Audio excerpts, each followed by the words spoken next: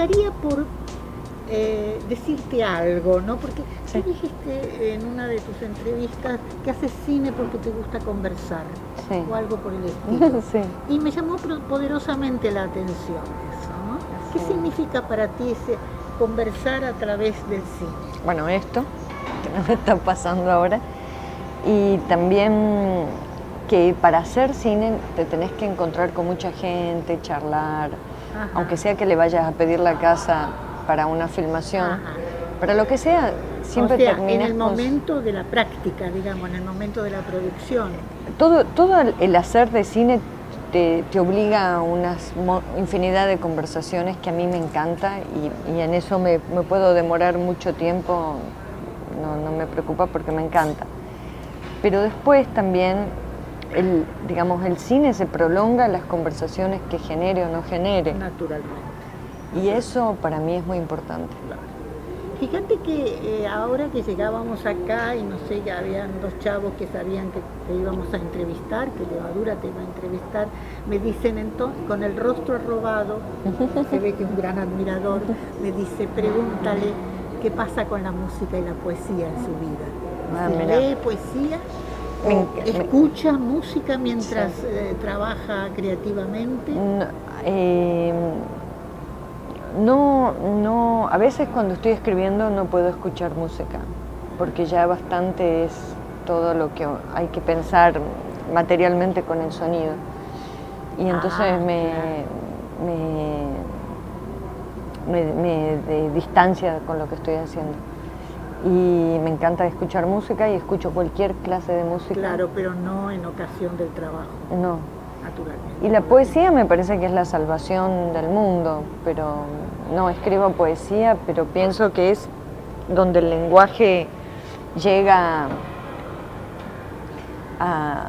trasciende la referencia y como nos permite ver cosas que el lenguaje en general parecería más para ser domesticado que para ser algo revelador.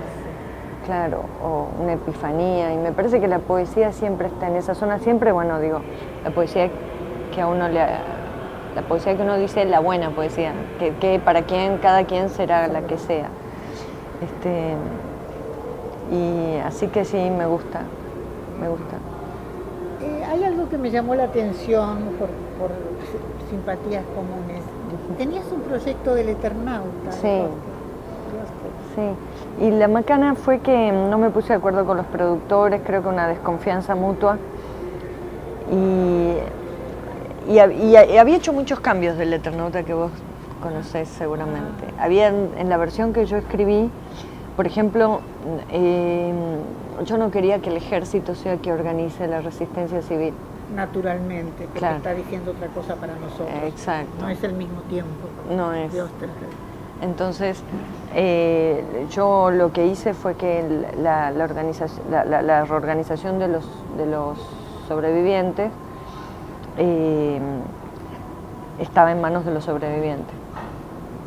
Y después otra cosa en la que me tomé mucho trabajo en la adaptación y que me parece que uno se aparta por el tiempo también se aparta, es que me gustaba que haya, más allá, primero que le cambió un poco el sentido de a qué venía esta gente en la invasión, ¿no? Le cambió un poco el sentido porque ahí venían como a extraer algo, y lo que yo en el guión era que venían a fundar una ciudad mejor en términos de ecología, toda tecnología orgánica, ciudadano. Como una cosa de ese bienestar verde que se auspicia tanto, pero ese bienestar para instalarse en Buenos Aires tenía que destruir Buenos Aires. Y ahí cuando uno está del lado de la barbarie, uno no quiere ceder su vida por ninguna ciudad mejor. Entonces eso me gustaba, eso le cambié. Y también había modificado que había gente el pasaje de ser ciudadano a ser sobreviviente, porque una cosa que un poco no estaba naturalmente señalada en la historieta, que tenía otros objetivos, pero a mí me parece que la ciudad no es lo mismo digamos, es muy variado el espectro de ciudadanos que hay y a lo que pueden acceder y a lo que no. Y yo pensaba, para la gente que nunca tuvo nada o que tuvo muy poco, es una oportunidad de meterse en lugares también. Como es como un turismo muy atractivo, una ciudad que ha dejado de funcionar como ciudad. Entonces, no todo era tan terrible. Había como unas gentes que se metían en el... Yo pensaba, alguien de un lugar, de casas precarias, qué sé yo, meterse en los grandes edificios de Buenos Aires, que es una aventura divertida, esa positiva, digo, es como entrar a un lugar donde antes no te dejaban entrar. Entonces también tenía eso, como era distinta la versión. Y escúchame, ¿tienes pensado continuar el proyecto en algún momento? ¿O eso ya es...? No, porque yo no tengo los derechos, los tienen ellos. Bien. Y con Sama, a mí me preocupa mucho, porque cuando nosotros vemos en el comienzo de 2000, creo, La Ciénaga, bueno, para nosotros fue luminoso, ¿no? Se nos abrieron los cielos, dijimos, oh, otro cine, otras instancias, otros elementos, te lo habrán dicho mucha gente. Lo nuestro era auténtico y como que eso fue lo que nos impresionó, ¿no? Esta nueva poética, lo que quieras, como quieras llamarlo, de atmósferas, no de una historia, porque las historias se pierden en tu cine. Es que yo pienso que hay un error que es un error, te diría, endémico, que es confundir la película con el argumento, la literatura con los eventos que narra. Es como, entonces le quitan toda la potencia que tiene el lenguaje, le quitan toda la potencia que tiene la narración audiovisual. Para mí es una clase de barbarie que ahora volvió con toda la furia con las series. A través de las series, claro. Claro, es como, otra vez la barbarie del argumento, otra vez... En la literatura pasa lo mismo, ¿no? En la barbarie de los contenidos, de la anécdota que se cuenta así, desesperada y velozmente. Y de la anécdota también que se cuenta para ser traducida a cine, como es mucha literatura bestseller de Estados Unidos. Exacto. Yo cada vez más necesito que el lenguaje sea propio y particular de los escritores, No me conforma que el tema sea algo que me atraiga. Necesito que el lenguaje sea particular porque si no es muy fácil caer en lugares comunes de pensamiento. Como el sonido, por ejemplo, a ti te importa mucho el sonido, ¿verdad? Sí, por eso mismo que me gusta la conversación, me importa mucho el sonido. ¿Y qué pasó con Sama? Yo todavía no vi Sama, pero de la Ciénaga... Ay, me encanta. Me encanta porque entonces como puedo decir cualquier cosa. Sí, por supuesto. Puedes decir cualquier cosa. De la Ciénaga Sama Di Benedetto, a un novelista de gran tamaño, ¿no? Tipo rotundo. ¿Cómo se da esto? De esta cosa que nosotros percibíamos también en la mujer sin cabeza, la mujer rubia. Esta cosa en donde tú trabajas los vínculos, los indicios, los elementos, y no es una historia fácil de conseguir, sino que uno la tiene que construir uno mismo. Pienso que algo de eso igual todavía hay en Sama.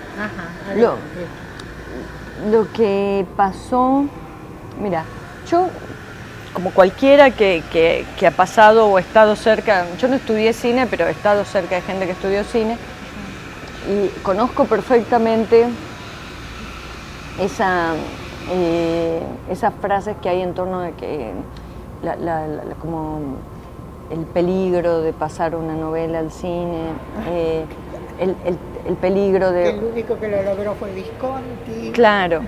Exacto, y que peor si es una obra maestra, entonces el naufragio está asegurado. Bueno, yo todo eso lo sabía, pero lo que no me había pasado es leer una novela, quizás por las circunstancias particulares en que las leí, pero leer una novela y tener un deseo primero una euforia, como si hubiera entendido algo de la vida, que no podía explicar, que hasta ahora el día de hoy no puedo explicar, pero una euforia. Y después un deseo muy claro de que yo podía contar, no la novela, sino lo que a mí me había pasado con la novela en el cine. O sea, con lo que la novela suscita en uno, ¿no? Que es otra cosa. Entonces, claro, yo nunca había pensado eso. Siempre había pensado la literatura en relación con el cine como la voluntad de llevar una cosa al otro lado. Una transposición, una traslación. Exacto. Y no, en el medio está qué pasó Contigo. Con la persona que es lector primero, antes que nada, y después va a ser guionista o directora, no sé. Y lo que ahí pasa es algo que yo estoy convencida que va a haber alguien, un científico, que va a descubrir que la literatura, la escritura de una persona de estos portes como Di Benedetto, te someten a un proceso que es interno y es orgánico, no es intelectual como la gente intenta que la literatura sea una cosa intelectual o el cine sea algo intelectual. Es algo que te transforma físicamente y que para salir, que esa situación te obliga a un acto de creación proporcional. No digo proporcional a la obra maestra, pero proporcional en el esfuerzo, ¿no? Y entonces yo no lo sabía y lo aprendí ahora. Y ahora no veo... experiencia. Sí, y no veo tanta distancia entre el cine y la literatura como veía antes, entre el libro y la película. Yo pienso que ahora hay una cosa de la que no se habla, que es el lector que está al medio. A los vasos comunicantes que van Claro. de una cosa al otro, que pasan por uno, por Exacto. el organismo de uno. Exacto. Y otra cosa, que cada vez más valoro la circulación de las cosas. Que las cosas circulen, es transformadas en otra, que alguien vea Sama y haga una canción, no sé. Yo cada vez más valoro la circulación, me parece que la circulación y esas metamorfosis en la que el mismo objeto se va transformando, la misma cosa, y cómo eso se comparte, es lo más valioso, y eso es la cultura, no la aparición de algo, ¿no? Bueno, todo eso está un poco como conformado por esta visión que tú tienes de ti misma en el cine. No necesitas apresurarte, lo que yo siento que no hay premura por aparecer, por filmar la siguiente película, por estar presente. Hay como un... Sí, a veces pienso que puede ser un defecto, pero en general, hay tanto. Yo paso ahora acabo de pasar por la librería y digo, no tengo tiempo para ver todos estos libros. Menos tiempo voy a tener para leerlos. No tengo tiempo ni para comprarlos. Imagínate, voy a tener tiempo para leerlos. Estamos como atosigados de cosas y yo no siento que estemos reflexionando mucho mejor que en otras épocas. Entonces nos hemos hundido en esta abundancia de todo, de cine, de libros, de programas de televisión, de series. Siempre me gusta decir series porque le he declarado la guerra a la serie. Muy bien. Entonces, y en esa abundancia no se puede pensar. El pensamiento no surge de la abundancia, surge de la concentración en algo, en unas pocas cosas. Sí, eso también lo había señalado en algún momento, ¿no? Esas pocas cosas que son importantes en el día de hoy cuando estás filmando, ¿no? Claro, no se puede tanto. Ahora hay todo estoy leyendo bastante, pues estoy muy impresionada con lo de todo el mundo de los datos y todas estas posibilidades que surgen a partir de que existan las redes, que existe internet y que exista la posibilidad de procesar millones de datos en breve tiempo. Ese mundo es un mundo de máquinas, es un mundo interesantísimo para nosotros, pero es un mundo que tiene otras escalas. Nosotros, los humanos, somos más bien de poca cosa, no podemos abarcar tanto, ni por lo que duramos en la vida. Ni siquiera. Entonces, esta abundancia no tiene que ver mucho con nosotros, tiene que ver más con la tecnología.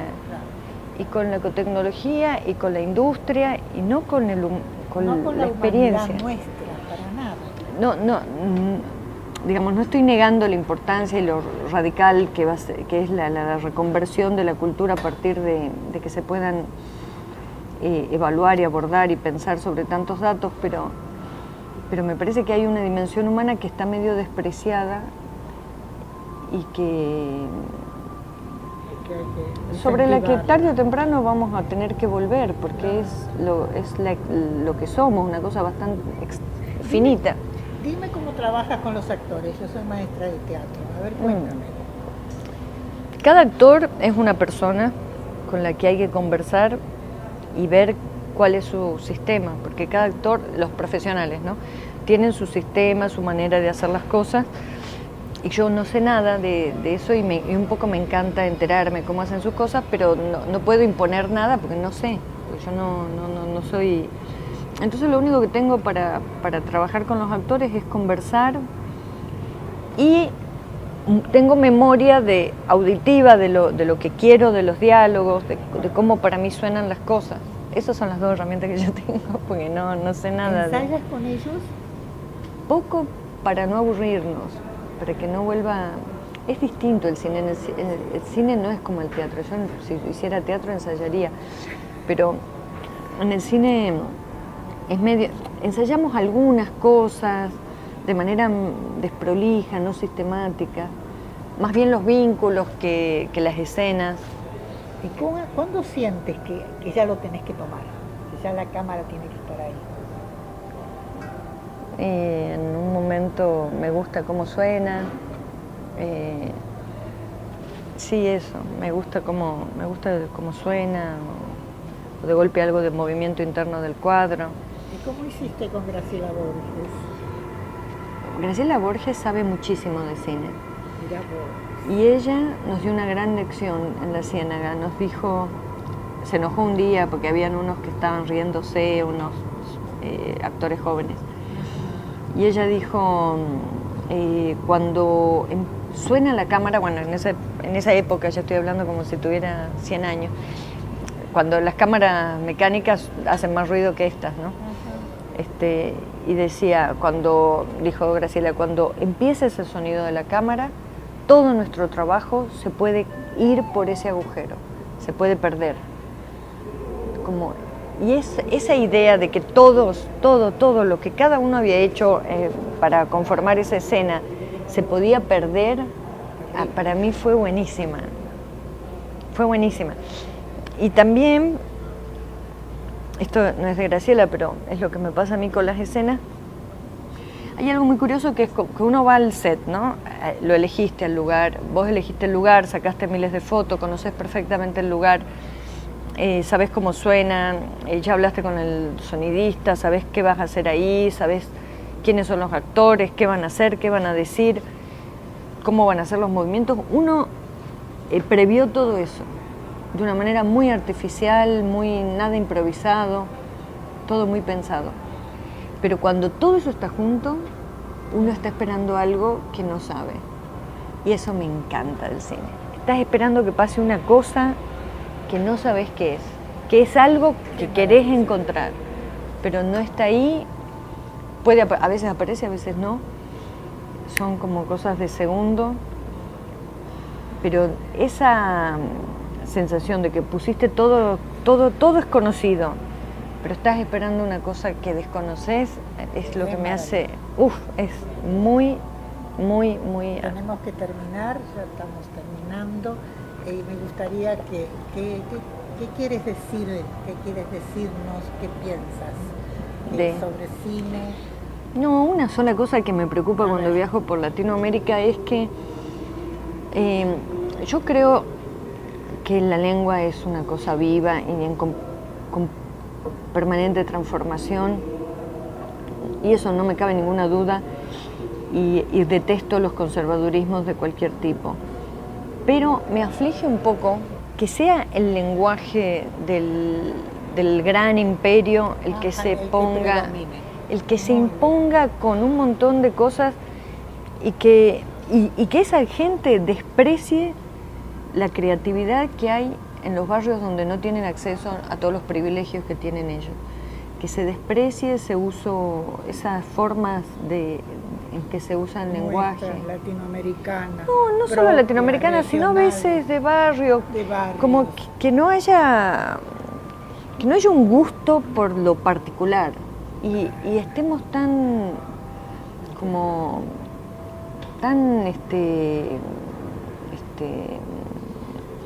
no sé, asombrados y obnubilados con una cultura que es muy homogénea. Y que es una receta y que son montones de recetas. Sí, porque no es que nos llega lo particular de ellos, nos llega la cosa... Nos llega el armadito, sí. ¿no? Perfecto.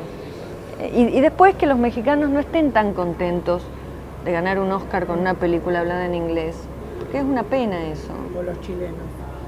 Los chilenos creo, no sé, la última película no fue en inglés. Sí, pero creo, no sé si es en inglés. Ay, no, te digo, me das una notición muy triste, ¿sí? Si es en inglés, me muero de pena. No sé, me parece que... Es muy buena atender a esa cuestión de la lengua. No por resistir, no por una cosa nacionalista, boluda. No. Solo porque para que el mundo sea más diverso, que haya más particularidades, que haya más cosas raras, que no se parezca todo tanto. Para que seamos más nosotros cada uno. Claro, cada uno con su cosita. Muchas gracias. Gracias a vos. Ha sido un placer. No, gracias para mí, un placer hablar con vos.